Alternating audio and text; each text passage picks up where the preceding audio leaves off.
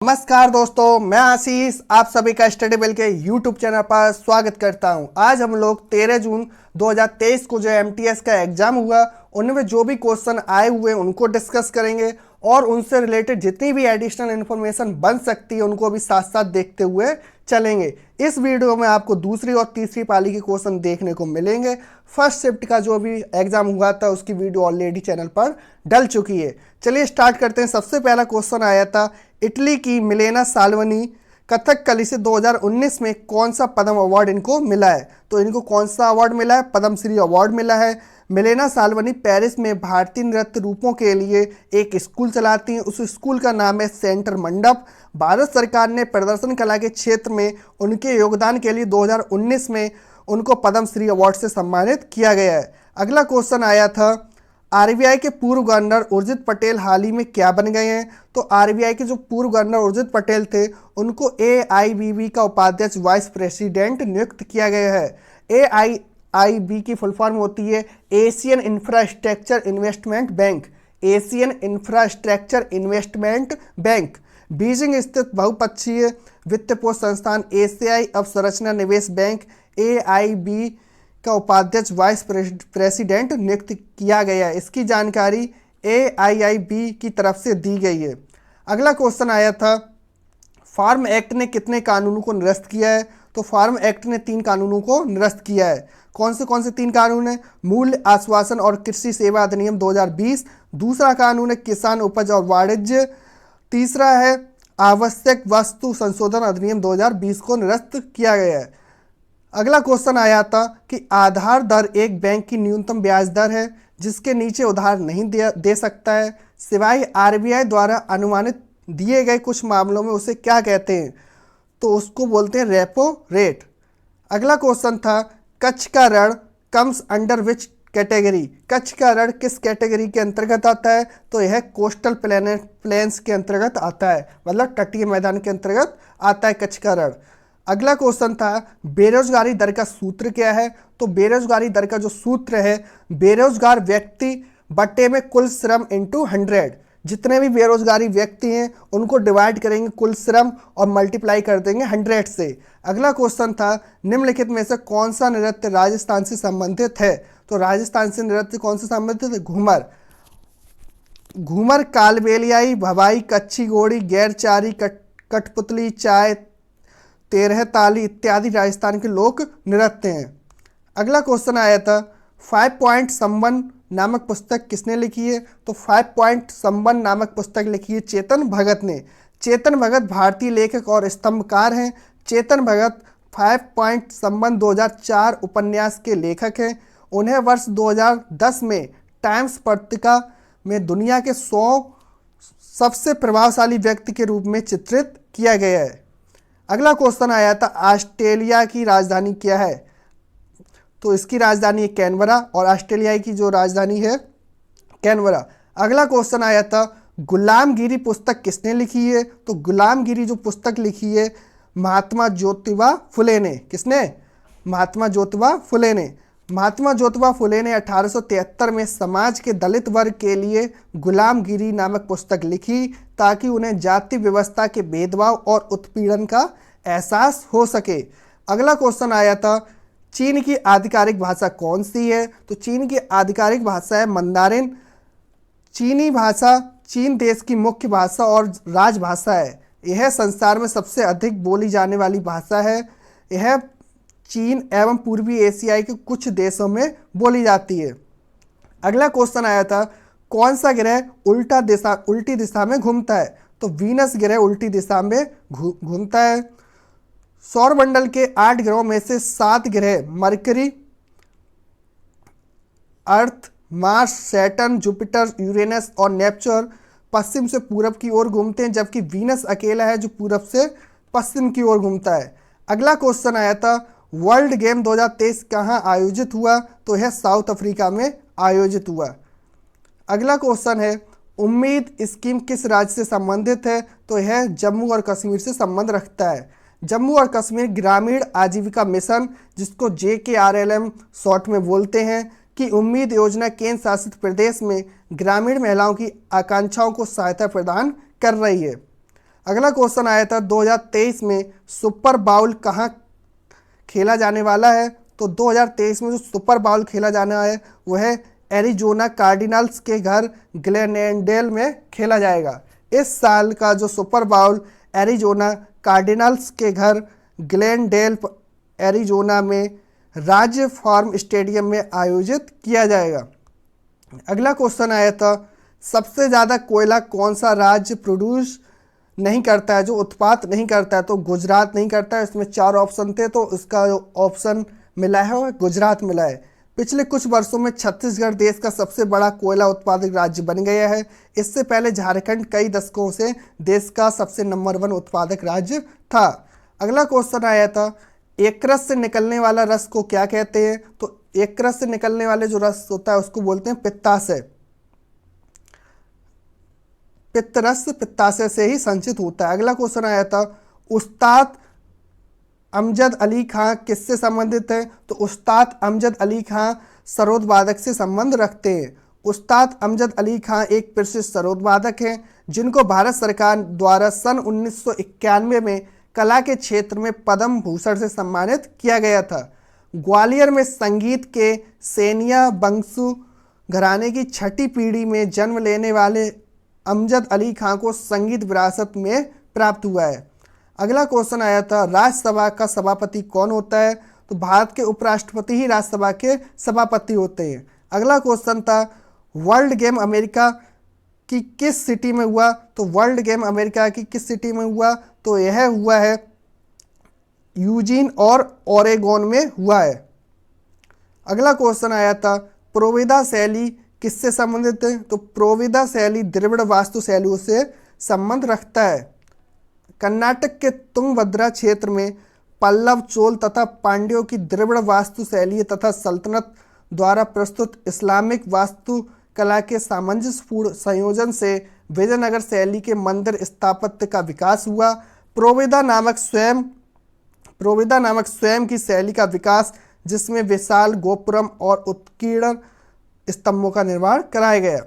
अगला क्वेश्चन आया था देव समाज की स्थापना कब हुई। तो देव समाज की स्थापना हुई वर्ष 1887 में अग्निहोत्री द्वारा। किसके द्वारा। अग्निहोत्री द्वारा। अगला क्वेश्चन था SC/ST बिल 2022 कहाँ हुआ जारी। तो यह झारखंड में हुआ था। अगला क्वेश्चन था शीश महल किसने बनवाया। तो नरेंद्र सिंह ने बनवाया। किसने बनवाया शीश महल। नरेंद्र सिंह ने। अगला था कि टेंसिल स्ट्रेस किस प्रकार के स्ट्रेस में आता है। तो यह आता है आपका लॉन्गिट्यूशनल स्ट्रेस के अंतर्गत। तमिल भाषा में मुवेंदार का क्या अर्थ है।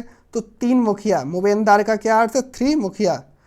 जयंती कुमारेश किस वाद्य यंत्र से संबंध रखते हैं। तो यह वीणा से संबंध रखते हैं। Where we are lived card जो मधुमक्खी हैं वो कहाँ रहती हैं। तो वह छत्ते में रहती हैं। आर्य समाज का उद्देश्य क्या था। Reformation of Hinduism. रिफॉर्मेशन मतलब सुधार करना हिंदुओं में। People tax. अगला क्वेश्चन है पेपर टैक्स। पेपर टैक्स किस टैक्स के अंतर्गत आता है। तो यह गिफ्ट एंड वेल्थ टैक्स दोनों के अंतर्गत आता है। अगला क्वेश्चन था largest planet of our solar वाई सिस्टम। सबसे बड़ा ग्रह कौन सा है सौरमंडल में। तो है जुपिटर मतलब बृहस्पति ग्रह। अगला क्वेश्चन आया था इसी बीच आपके जो 13 जून के थर्ड शिफ्ट के क्वेश्चन थे वो सभी समाप्त होते हैं। अब सेकंड शिफ्ट के देखते हैं। तो सेकंड शिफ्ट में सबसे पहला क्वेश्चन आया था वर्तमान में एसएससी के चेयरमैन कौन है। तो वर्तमान में जो एसएससी के चेयरमैन है उनका नाम है एस किशोर। एस किशोर 1989 बैच के पश्चिम बंगाल कैडर के आईएएस अधिकारी हैं। 8 फरवरी 2022 को कैबिनेट की नियुक्ति समिति एएससीसी के एक निर्णय के अनुसार एस किशोर को कर्मचारी चयन आयोग एसएससी के अध्यक्ष के रूप में नियुक्त किया गया है। अगला क्वेश्चन था कुमारगुप्त प्रथम के पिता का क्या नाम था। तो कुमारगुप्त प्रथम के पिता का नाम था स्कंद गुप्त जो उसके बाद गुप्त साम्राज्य का सम्राट बना। अगला क्वेश्चन था अली अकबर खान किस वाद्य यंत्र से संबंधित है। तो अली अकबर खान संगीत वाद्य सरोद बजाने के लिए जाने जाते हैं। सरोद मुख्य रूप से हिंदुस्तानी संगीत में इस्तेमाल किया जाने वाला एक वाद्य यंत्र है। अली अकबर खां मेहर घराने के एक हिंदुस्तानी शास्त्रीय संगीतकार थे। उन्होंने 1956 में कलकत्ता में संगीत विद्यालय और 1967 में अली अकबर संगीत विद्यालय की स्थापना की। अगला क्वेश्चन आया था टाइफून आंधी की उत्पत्ति कहाँ से होती है? तो टाइफून उष्णकटिबंधीय चक्रवात है जो प्रशांत महासागर के उत्तर पश्चिम भाग में होते हैं। ये जापान, चीन, फिलीपींस आदि के तटों पर पाए जाते हैं। क्वेश्चन है लिटमस विलयन का रंग क्या होता है जब यह ना तो अम्लीय होता है ना ही क्षारीय? तो लिटमस विलयन का जब ना तो है अम्लीय होता है ना ही क्षारीय, तब उसका रंग होता है बैंगनी रंग का। लिटमस घोल आमतौर पर बैंगनी रंग का होता है। अगला पॉइंट है लिटमस का घोल लाइकेन से निकाला जाता है। ये पौधे थैलोफाइटा वर्ग के होते हैं। लिटमस विलयन का उपयोग विलयन की अम्लता और क्षारीय प्रकृति को निर्धारित करने के लिए एक संकेतक के रूप में किया जाता है इसका प्रयोग। अगला क्वेश्चन है नाडा का पूर्ण रूप क्या है? तो नाडा की फुल फॉर्म होती है नेशनल एंटी डोपिंग एजेंसी। यह सरकार द्वारा 24 नवंबर 2005 को स्थापित किया गया एक स्वतंत्र डोपिंग रोधी संगठन है। अगला क्वेश्चन था पानीपत के प्रथम युद्ध में बाबर ने किसको हराया था? तो बाबर ने इब्राहिम लोदी को हराया था। यह युद्ध 21 अप्रैल 1526 ईस्वी को में हुआ था और इसमें बाबर की जीत हुई थी और इसने दिल्ली की सत्ता हासिल की थी। अगला क्वेश्चन था गणेश रथ मंदिर किस राज्य में स्थित है? तो गणेश रथ मंदिर कांचीपुरम जिले तमिलनाडु राज्य में स्थित है। अगला क्वेश्चन है which is used in thyroid synthesis? तो thyroid hormone amino acid tyrosine से प्राप्त होते हैं और टाइरोसिन फिनॉल रिंग्स के अनुक्रमिक आयोडीनेशन के माध्यम से संश्लेषित होते हैं। अगला क्वेश्चन था which institution is for badminton in India? तो badminton association of India BAI के अंतर्गत आता है। अगला क्वेश्चन है प्रसिद्ध नाटक ओथेलो किसने लिखी है? तो प्रसिद्ध नाटक ओथेलो विलियम शेक्सपियर द्वारा लिखा गया है। ओथेलो एक tragedy of Othello Moor of Venice है। विलियम शेक्सपियर की एक ट्रेजिडी माना जाता है कि 1603 में इन्होंने इसको लिखा था। यह बोकोसियो के एक अनुयायी सिस्को द्वारा उन कैपिटानो मोरो ए मूरिस कैप्टन की कहानी पर आधारित है। अगला क्वेश्चन आया था उत्तर प्रदेश का पहला गवर्नर कौन था? तो उत्तर प्रदेश का पहला गवर्नर थी श्रीमती सरोजनी नायडू। अगला क्वेश्चन था डीप ओशियन मिशन किस मंत्रालय से संबंधित है? तो हाल ही में पृथ्वी विज्ञान मंत्रालय द्वारा डीप ओशन मिशन लॉन्च किया गया। DOM भारत सरकार की ब्लू इकोनॉमी पहल का एक समर्थन करने हेतु एक मिशन मोड प्रोजेक्ट है। इससे पूर्व पृथ्वी विज्ञान मंत्रालय ने ब्लू इकोनॉमी पॉलिसी का मसौदा भी तैयार किया था। अगला क्वेश्चन है भारत में साक्षरता मिशन कब शुरू हुआ? तो भारत में जो साक्षरता मिशन शुरू हुआ है वर्ष 1988 में अप्रूव किया गया। Cabinet as a independence and autonomous wing ministry of HRD, यह मंत्रालय HRD के अंतर्गत आता है। राष्ट्रीय साक्षरता मिशन NLM को वर्ष 1988 में 15 से 35 वर्ष की आयु के सभी निरक्षर व्यक्तियों को कार्यात्मक साक्षरता प्रदान करने के उद्देश्य से शुरू किया गया था। अगला क्वेश्चन आया था होली उत्सव क्यों मनाया जाता है? तो यह फाल्गुन मास की पूर्णिमा के दिन मनाया जाता है होली उत्सव। पूर्वी घाट और पश्चिम घाट जहाँ मिलते हैं उसे क्या बोलते हैं? तो नीलगिरी पहाड़ियाँ पूर्वी घाट और पश्चिम घाट की मिलन बिंदु नीलगिरी पठार है। इसमें अगला पॉइंट मिलता है कि नीलगिरी पहाड़ियाँ भारत के दक्षिण भाग में स्थित हैं। ये पर्वतमाला पश्चिम घाट श्रृंखला का हिस्सा है। नीलगिरी पर्वत श्रृंखला के कुछ हिस्से तमिलनाडु, कर्नाटक और केरल में भी स्थित है। सबसे ऊंची चोटी डोडा बेटा है जिसकी ऊंचाई लगभग 2637 मीटर है। नीलगिरी तमिल शब्द से लिया गया है जिसमें नीलम का मतलब होता है नीला और गिरी का मतलब होता है पहाड़। अगला क्वेश्चन था 1965 में पद्म श्री पुरस्कार किसे मिला? तो पद्म श्री मिला है अवार्ड प्रख्यात कथकली शास्त्रीय नृत्यांगना मृणाली साराभाई को। केरल पर्यटन के प्रथम निशा गांधी पुरस्कार में सम्मानित किया गया इनको।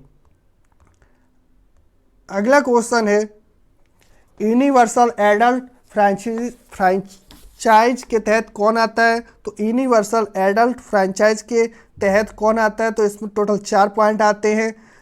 पहला पॉइंट है all citizen and non citizens दूसरा पॉइंट होता है ऑल सिटीजन्स, मतलब सभी नागरिक। ओनली टैक्स पेयर्स, केवल मत करदाता ही इसके अंतर्गत आते हैं। ओनली मिनिस्टर्स, केवल मंत्री ही इसके अंतर्गत आते हैं। सार्वभौम वयस्क मताधिकार का अर्थ है कि जाति, वर्ग, रंग, धर्म या लिंग के भेदभाव के बिना सभी वयस्क नागरिकों को मतदान का अधिकार दिया जाना चाहिए। यह समानता पर आधारित है, जो लोकतंत्र का एक बुनियादी सिद्धांत है। इसी बीच आपके तीसरी शिफ्ट के जो भी क्वेश्चन और दूसरी शिफ्ट के क्वेश्चन थे वो सभी समाप्त होते हैं। पहली शिफ्ट की ऑलरेडी वीडियो डल चुकी है। अगर आपको ये वीडियो अच्छी लगी हो तो चैनल को सब्सक्राइब, लाइक, शेयर, कमेंट करना ना भूलें। धन्यवाद।